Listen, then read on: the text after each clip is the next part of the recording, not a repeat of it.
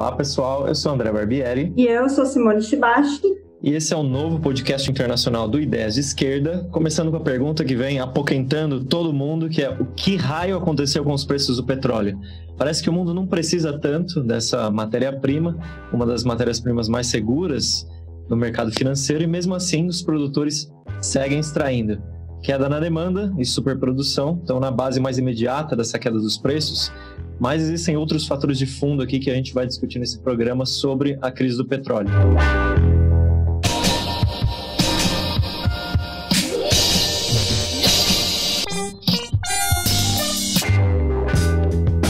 Pois é, André, é isso mesmo que está acontecendo, viu? Essa semana aí, além de todas as crises já costumeiras em torno da questão do coronavírus, da crise econômica, agora a gente tem esse novo fator, que é a questão da queda do preço ainda negativo, né, do petróleo. Aconteceram cenas assim surrealistas, né?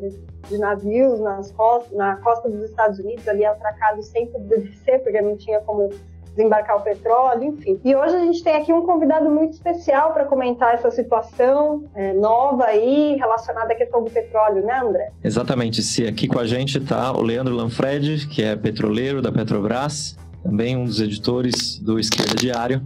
Vai falar com a gente sobre esse problema internacional e quais as implicações mais estratégicas sobre o mundo nessa nova crise. Tudo bem, Leandro? Oi, tudo bem? Um prazer poder estar aqui nesse programa com vocês. As coisas estão bastante em revoada agora, né? A gente viu memes nesses últimos dias de pessoas que estão encontrando petróleo nos seus quintais e estão ficando mais pobres com isso. Ou seja, toda essa queda do petróleo vem trazendo novas criatividades aí nas redes, mas de fato é um grande problema, né? Porque gera não só as quedas nos mercados financeiros, né, que é tudo que os analistas costumam mencionar, mas também implica na situação e nas condições de vida, né, da classe trabalhadora. A gente vai abrir o programa com um breve informe da nossa equipe, e aí logo depois a gente começa aqui a entrevista junto ao Leandro. Na segunda-feira, vivemos uma turbulência financeira impulsionada pelo coronavírus, mas não completamente não anunciada na indústria do petróleo. O barril de West Texas Intermediate, o valor referência dos Estados Unidos, chegou a ser cotado em 37,63 dólares negativos, pela primeira vez na história atingindo o território negativo, apenas um dia antes do vencimento dos contratos de maio. Isso significa que vendedores do petróleo de xisto nos Estados Unidos estavam pagando para que compradores tirassem o petróleo de seus silos de armazenagem, que começam a atingir a capacidade total. Apesar de mais estável, o índice do petróleo Brent, referência internacional nos mercados, também registrou a maior queda desde 1992. Com a crise mundial em curso, a produção petrolífera já ultrapassa em muito a demanda mundial decrescente. A crise do petróleo também se faz sentir no terreno geopolítico, com as tensões entre o governo Trump e o Irã, ameaçado pelos Estados Unidos de ter seus navios alvejados pela Marinha norte-americana, caso apresentem ameaça no Mar do Golfo. A Organização dos Países Exportadores de Petróleo e G20 chegaram a um acordo de corte de 10% na produção, mas essa redução não entrou em vigor ainda e foi incapaz de deter a queda dos preços. Os governos seguem beneficiando as multinacionais, enquanto centenas de milhares de empregos estão ameaçados em todo o mundo em base à irracionalidade da produção capitalista. Nos Estados Unidos, já são 26 milhões de desempregados em um mês, e não se pode descartar que os fenômenos de revolta nos setores mais precários da classe trabalhadora, como vemos nos Estados Unidos, possam se ver repetidos em comunidades inteiras cuja sobrevivência depende desse setor da economia. Marie Reisner, da equipe internacional de Esquerda Diário.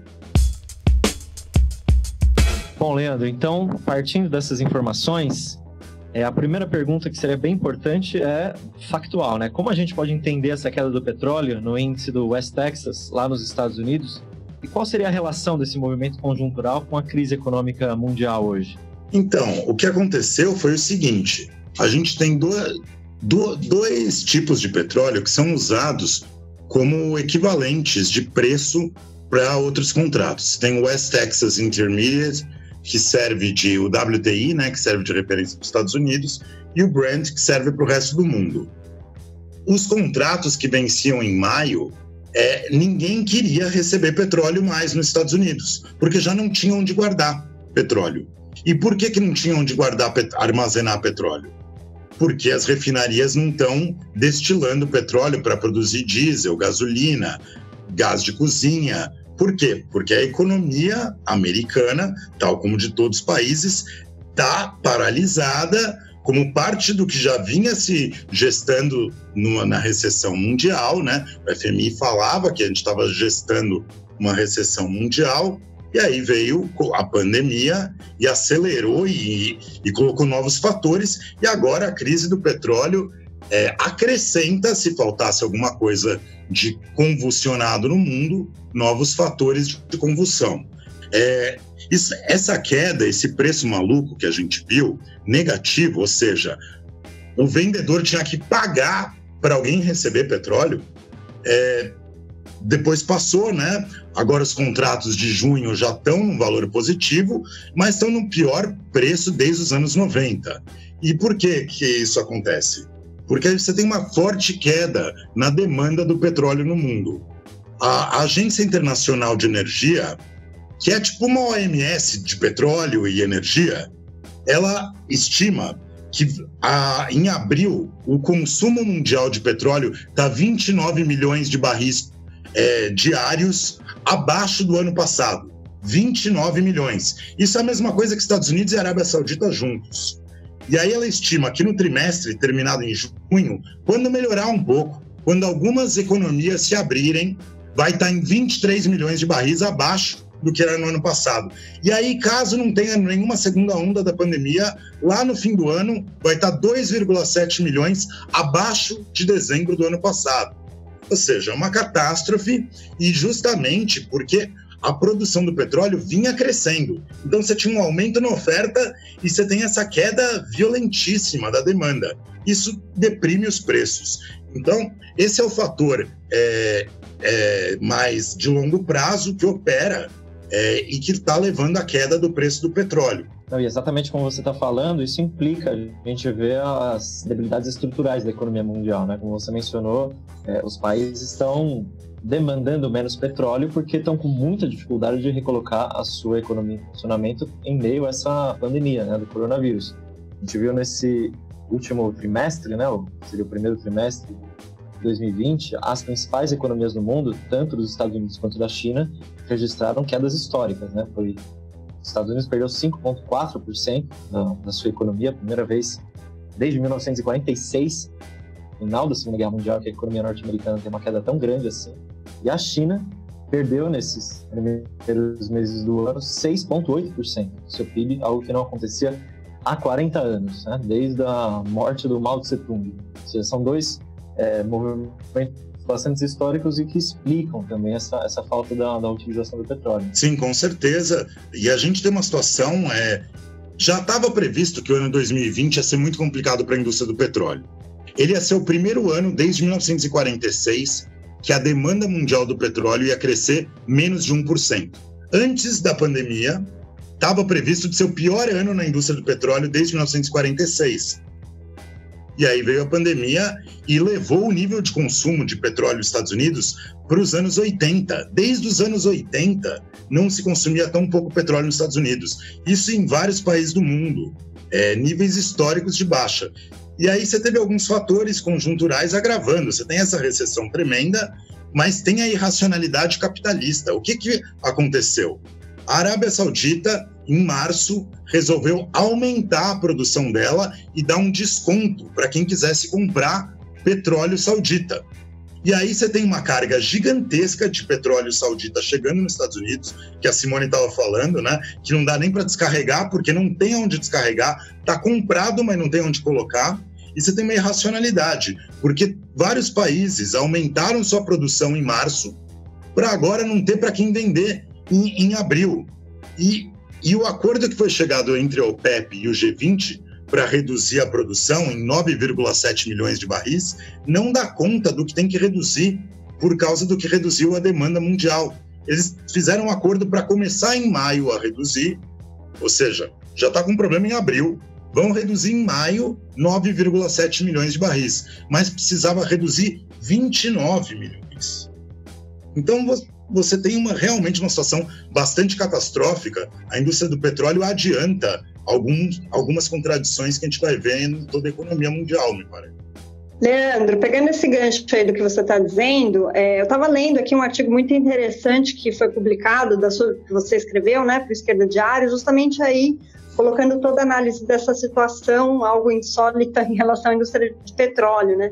E essa situação que você está descrevendo agora, ela é a base da afirmação que você faz nesse artigo de que a gente está diante do colapso praticamente iminente, né, da indústria do petróleo, como o primeiro setor capitalista que pode naufragar em 2020. Como é que você vê essa questão, né? Porque a gente está diante de uma crise que ela é conjuntural, ou seja, depois que as coisas voltarem à normalidade, entre aspas, como aspiram de um jeito um tanto tópico uma série de analistas.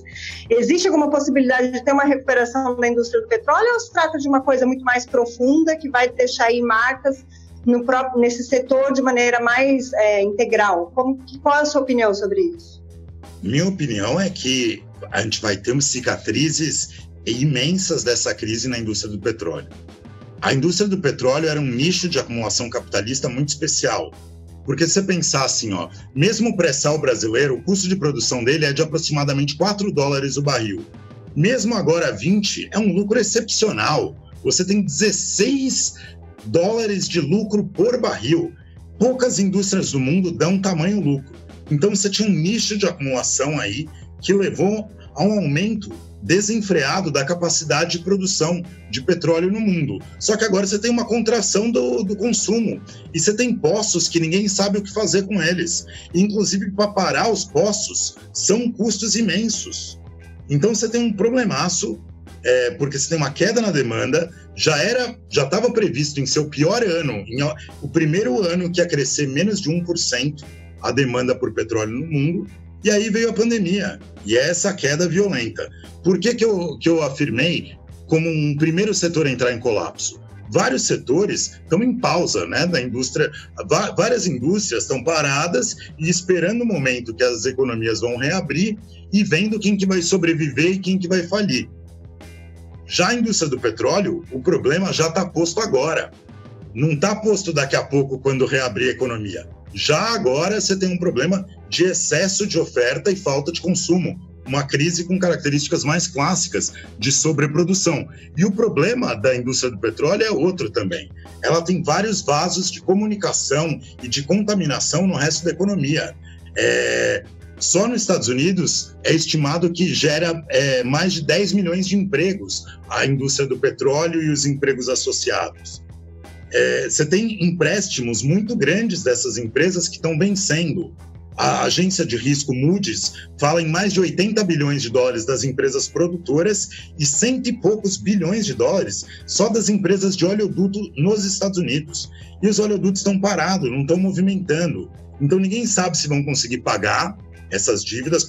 Talvez o Trump vá socorrer essas empresas, mas esse é um problema mundial. O ministro das Finanças da França foi no Senado francês falando que ele temia as consequências na economia mundial. E está preocupado também com as empresas francesas, cada imperialismo preocupado com sua empresa.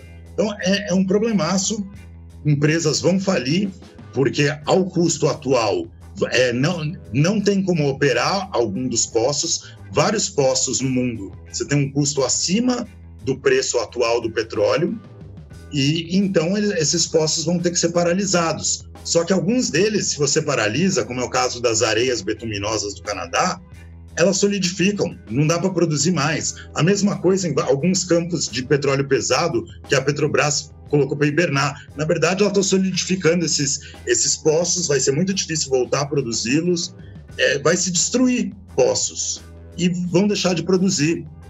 Então, tem características bem mais clássicas de colapso, de destruição de forças produtivas, o que está acontecendo.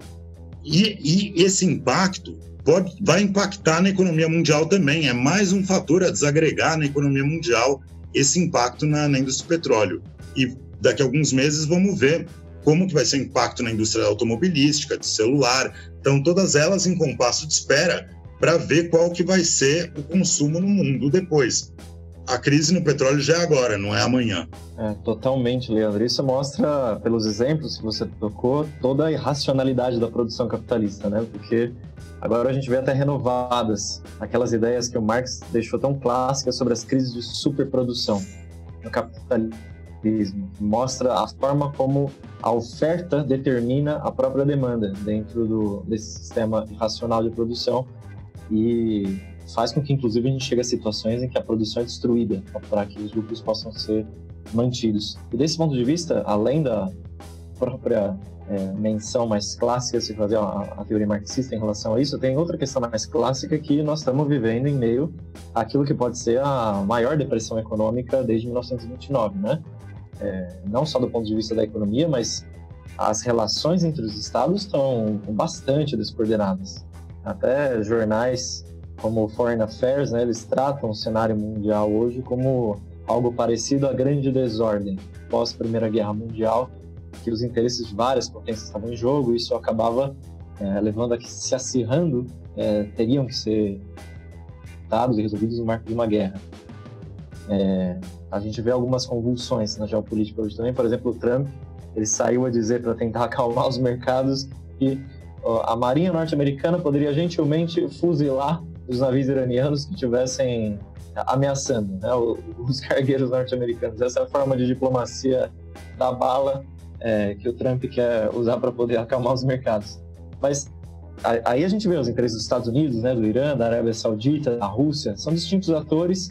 Como é que a gente poderia abordar esse tema no marco da crise mesmo do petróleo? Então, o que a gente tem em jogo, né? Você tem um excesso de oferta e falta de demanda. Cada ator atua de forma irracional, procurando, cada ator, cada empresa, cada estado, procurando os seus recursos, em detrimento dos outros. Então, a Arábia Saudita atua em detrimento dos outros, a Rússia, os Estados Unidos, e essa própria ameaça do Trump em relação à marinha do Irã, olha o efeito maluco que tem na economia capitalista. Leva a aumentar o preço, a cotação do petróleo. Então aumentou, estava lá em 16, subiu para 20 dólares o barril, só que ainda está sobrando 20 e poucos milhões de barris de petróleo por dia. É uma irracionalidade. Loucura completa. Se existe um conflito no Estreito de Hormuz, que é o estreito ali que é entre a Península Arábica e o Irã, por onde passa uma grande parte do petróleo do mundo. Se tem um conflito e interrompe ali o fluxo, beleza, isso resolve uma parte do excesso de oferta que tem no mundo. Mas não parece ser o desenho atual, não dá para saber nada quando ter certeza absoluta, né, nos tempos do imperialismo, nos tempos da pandemia e com o Trump no poder, mas é uma irracionalidade, porque aumenta os preços, mas ainda tem um excesso de oferta e está cada um atuando em defesa de seus interesses. E eles são contraditórios, está um querendo quebrar o outro. Em última instância, é interesse da Arábia Saudita, da Rússia, que quebre o shale americano. O shale americano, ele tem um custo de produção muito alto. Ele vai entrar em falência a esse preço. Saiu uma pesquisa hoje da Fed, né, a Fed de Dallas, o Banco Central Americano é dividido por regiões, né? Então a região de Dallas perguntou para os produtores de petróleo, o Texas é um dos maiores produtores, a que preço eles continuavam produzindo. E a maioria dos produtores responderam 48 dólares, 50. Ele está abaixo de 20, está muito longe do que eles querem para continuar trabalhando. Então, não à toa, você vê entrevistas de proprietários, de burgueses, no New York Times, ele falando lá, olha, tá sendo uma carnificina meu mês. Aí o outro, dialogando com ele, fala assim, olha, abril foi terrível, maio vai ser impossível. Bem, esse é o cenário que estão os produtores do shale americano. E a atuação do Trump é com o seu método para salvar o preço dos seus proprietários no Texas. E ele fez mais uma outra coisa que não apareceu. Ele exigiu que a última empresa americana na Venezuela se retirasse da Venezuela, que é a Chevron, que é uma das maiores produtoras de petróleo do mundo. Ele exigiu que saísse. Então a geopolítica entra aí nisso, e o petróleo entra como mais um fator nessa desordem que estamos vivendo. Não, é muito interessante esse panorama que o Leandro está colocando para a gente, porque mostra justamente a profundidade da crise na qual a gente está inserido do ponto de vista econômico, né, golpeando aí justamente uma das principais indústrias internacionais, né, da principal commodity, que é o petróleo, que é a base fundamental de um plano, né, de expansão do poder imperialista desde que a gente saiu da Segunda Guerra Mundial, né? A gente tem na geopolítica do petróleo, enfim, toda uma forma de atuação e de dominação do imperialismo estadunidense, sobre o Oriente Médio nem falar, mas também sobre as colônias aqui da própria América Latina, enfim, a todo momento, expansão de poder imperialista e petróleo está entrelaçado, né? E é interessante como isso aparece também na voz de alguns dos analistas que vêm refletindo justamente essa relação sobre a crise colocada, né, em torno da questão da pandemia, relacionada justamente com o problema do petróleo, um símbolo assim da crise mundial, né? Eu citaria aqui um professor que ele é muito querido do programa do qual eu vim, que é justamente o José Luiz Fiore. Ele escreveu um texto que é interessante, chama O Vírus, o Petróleo e a Geopolítica Mundial, no qual ele traz algumas teses interessantes, né, debatendo aí essa ligação entre geopolítica, tensão interestatal e crise do petróleo, buscando colocar algumas previsões para o mercado petrolífero mundial, apontando várias mudanças que poderiam decorrer para o sistema internacional, né?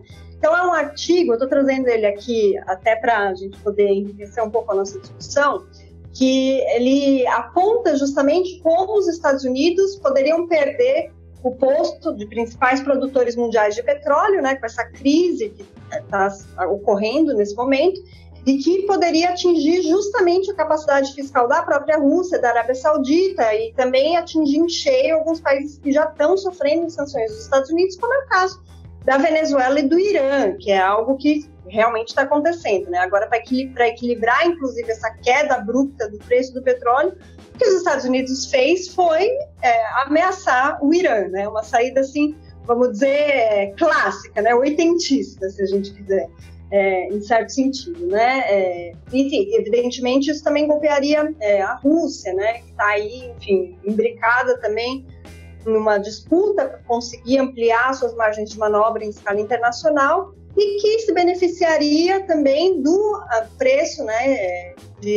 Da tendência de elevação do preço do gás natural, enfim, de outros ativos que exporta. Mas de qualquer maneira, assim, eu acho que é interessante a gente, claro, todo mundo lê o artigo, né, do Fiore, mas me chama a atenção algumas coisas que ele coloca lá que eu queria comentar com vocês. Assim, ele tem uma tese fundamental que diz que a presente crise ela é muito diferente da crise de 1929 e que em nada a gente pode comparar, nem sequer com a de 2008, porque essas duas crises do capitalismo teriam sido crises econômicas próprias do capitalismo, né? Então, ou seja, ele difere a crise atual como se o que está acontecendo hoje fosse um mero subproduto da pandemia do coronavírus, descolando, né, as tendências recessivas mundiais que já estavam colocadas desde o começo do ano, desde antes da pandemia, né? Eu me lembro que antes da OMS declarar que o mundo estava imerso na pandemia do coronavírus, o que, enfim, a gente discutia aqui no próprio podcast, nas edições anteriores, eram índices bastante profundos de queda da economia mundial, né? A gente falou, por exemplo, que o Wall Street, Dow Jones, acumulou perdas de 12% em 5 dias, né? Na mesma semana que a questão do Covid veio à tona. Então, assim, já era uma tendência que estava se operando, né? A China também tinha uma queda muito grande da própria produção, uma tendência a uma retração bastante importante, né, com uma redução do crescimento que deixou de ser de 10% para, enfim, cair cada vez mais, e essa era uma tendência que já estava colocada. Claro que com o coronavírus isso se agudiza muito, então, assim, não é que a crise que a gente está inserida hoje, ela só existe por causa da pandemia. Já haviam tendências colocadas na situação internacional de recessão e de depreciação dos índices econômicos. Nouriel Roubini foi um outro autor que a gente tratou bastante aqui no próprio podcast, que tinha trazido isso, né, como uma perspectiva. Depois, o outro elemento que o Fiore coloca, que eu acho que a gente pode aqui debater criticamente também, é que ele aponta que, apesar da profundidade da crise atual, no que se refere ao sistema internacional e à hierarquia de poder da geopolítica, né, muito provavelmente serão as grandes potências que se recuperarão na frente. Então, ele chega a afirmar que isso vai começar pela China, o que, se você olha a fotografia de hoje, até pode parecer verdade, né? E pelos Estados Unidos. O problema é que a gente tem que ver como isso vai se desenvolver, porque, na realidade, os Estados Unidos hoje estão amargando aí uma situação em que você tem 26 milhões de novos desempregados em 5 semanas, né? Uma crise muito grande desse ponto de vista, que tem mostrado nesse sentido que hoje não se trata simplesmente de um problema relacionado a algo conjuntural que vai passar, enfim, que é sazonal,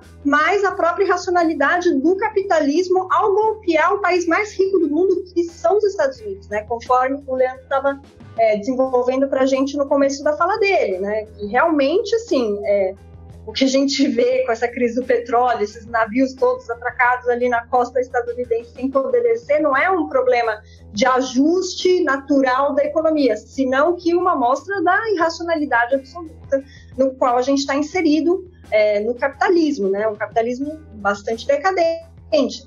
E nesse sentido também eu acho que é interessante problematizar, porque o cenário que o Fiore aponta, apesar de ter elementos muito interessantes no texto dele, é de que toda essa situação deve acentuar a nova virada nacionalista do sistema internacional que já vinha se manifestando, né, com a própria eleição do Donald Trump, enfim, com o surgimento de uma ultradireita que começa a se desenvolver em uma série de países, com desmantelamento, inclusive, da própria União Europeia, enfim. E, novamente, me parece que, se a gente olha a fotografia, isso também convenceria e pareceria ser uma verdade inquestionável. No entanto, assim, existe essa tentativa, né, de impor essa agenda do ponto de vista dos governos capitalistas, principalmente dos imperialistas como Trump, mas existe também a luta de classes, né? Existe também a resistência dos trabalhadores, existe também, enfim, toda a solidariedade de classe que já vem se demonstrando em escala internacional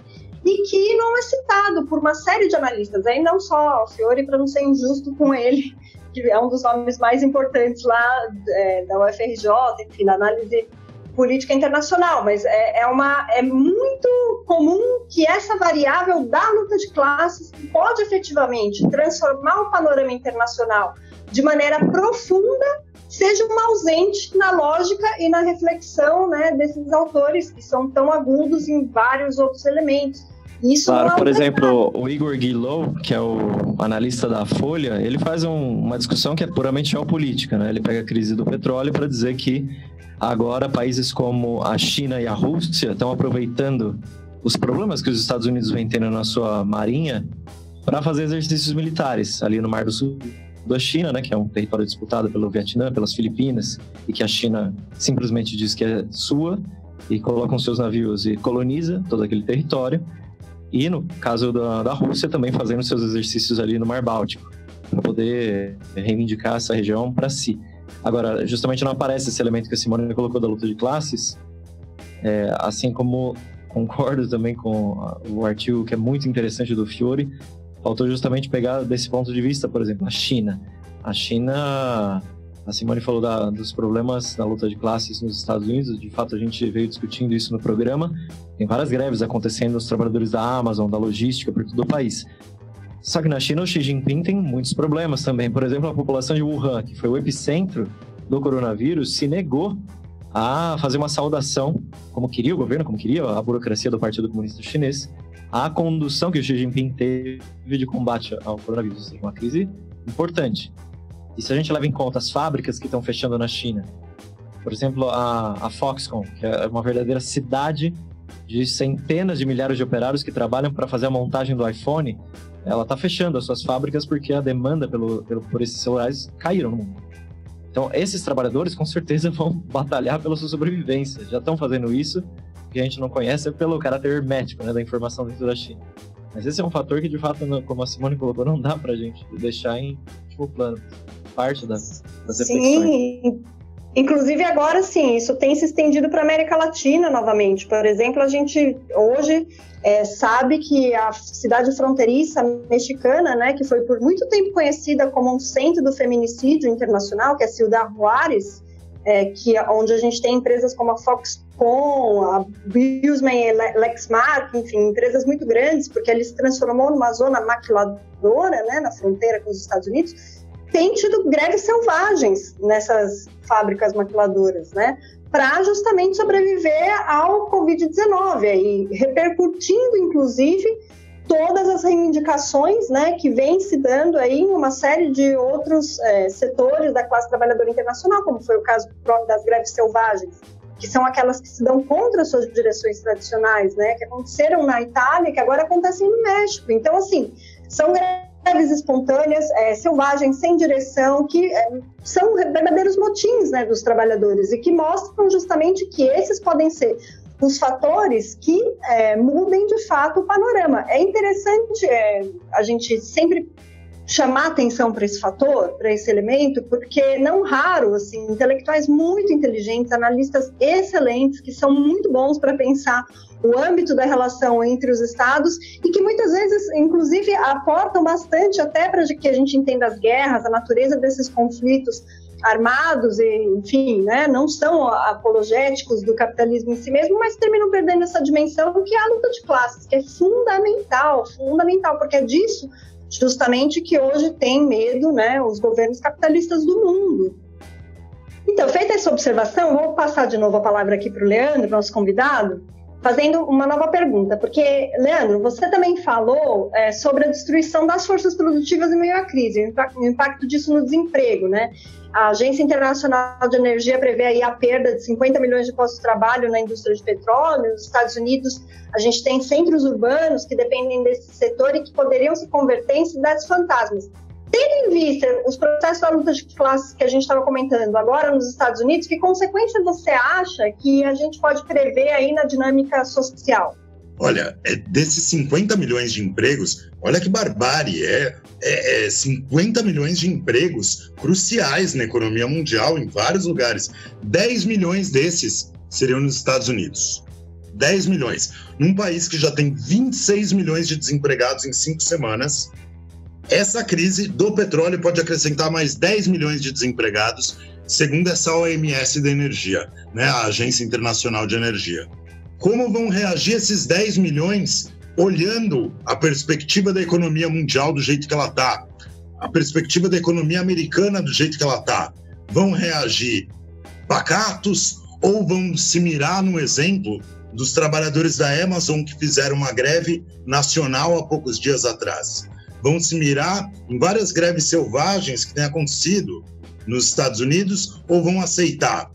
Não me parece, né, não temos nenhuma bola de cristal para saber como vão responder, mas vendo as tendências cada vez maiores de respostas operárias e com tamanha catástrofe econômica, difícil pensar que esses 10 milhões de possíveis novos desempregados, a se somar aos outros 26 milhões de desempregados americanos, respondam em silêncio. Não à toa, o Trump já falou que vai ajudar os pequenos produtores de petróleo. Vamos ver se isso é suficiente para segurar os empregos por alguns meses. Eu acho que é isso que ele quer. Ele quer tentar empurrar as coisas um pouco mais para perto das eleições, não criar um problemaço político e da luta de classes para ele em bastiões republicanos.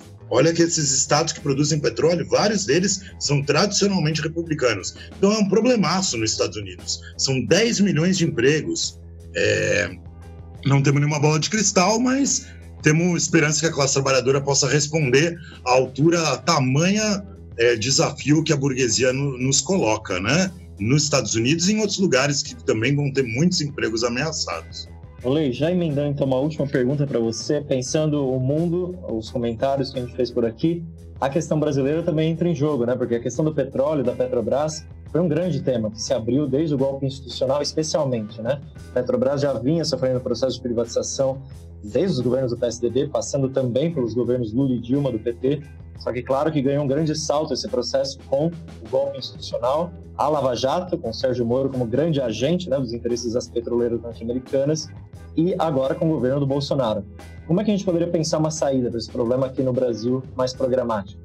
Em primeiro lugar, só falar uma coisa do impacto do Brasil, é imenso também o impacto no Brasil. A Petrobras já vinha acelerando sua privatização no governo Bolsonaro, como você falou, veio a Lava Jato, foi abrindo caminho para entrar a Shell, BP, Total, e pegar o nosso petróleo, pegar as refinarias e vinha acelerando. Antes mesmo dessa crise, a Petrobras paralisou 62 ou 68 plataformas. Tem um estudo que fala que só no governo federal o impacto em impostos nessa redução do preço vai ser de pelo menos 15 bilhões de reais. Mas pode ser muito mais que isso. No Rio de Janeiro, são mais de 11 bilhões de reais de perda de impostos. Como responder a isso? Bem, na mão dos capitalistas, vai ser desemprego, fechamento de plataformas, destruição de direitos. No meio dessa crise, a Petrobras pediu para a ANP para ela parar de fazer estudos de explosividade de alguns equipamentos, pediu para parar de mandar laudos geológicos de poços, que é o que garante que não tenha vazamento, que nem aquele que teve no Golfo do México. É gigantesco. Ou seja, eles querem operar sem nenhum risco, sem segurança para o trabalhador, sem segurança do ponto de vista ambiental, sem testes. Temos centenas de petroleiros contaminados. Só que o petróleo, mesmo nessa situação, é uma imensa riqueza. É o maior item de exportação brasileira nesse ano. Petróleo. Mais de 6 bilhões de dólares em exportações de petróleo esse ano. Só nesses poucos meses até aqui. Essa riqueza, se fosse controlada pelos trabalhadores e não por gerentes indicados pelo Bolsonaro, ou antes disso pelo Temer, pelo PT, pelo PSDB, que não tivesse a serviço de entregar nossas riquezas para o imperialismo, mas a atender aos interesses do povo brasileiro, a gente poderia estar usando a imensa capacidade técnica da Petrobras para gerar tecnologias para combater a pandemia, para ter um uso mais racional e seguro dessas instalações, diversificar a matriz energética. São imensas riquezas que poderiam servir ao povo brasileiro. Se a gente avançasse numa perspectiva de lutar por uma Petrobras 100% estatal, que todo o petróleo, toda a cadeia logística fosse estatal e controlada, administrada democraticamente pelos trabalhadores, é o que poderia abrir caminho para a gente ter transparência contra a corrupção, ter segurança ambiental, segurança operacional e que essas riquezas servissem ao povo brasileiro e não a Shell, a Bovespa, a Wall Street.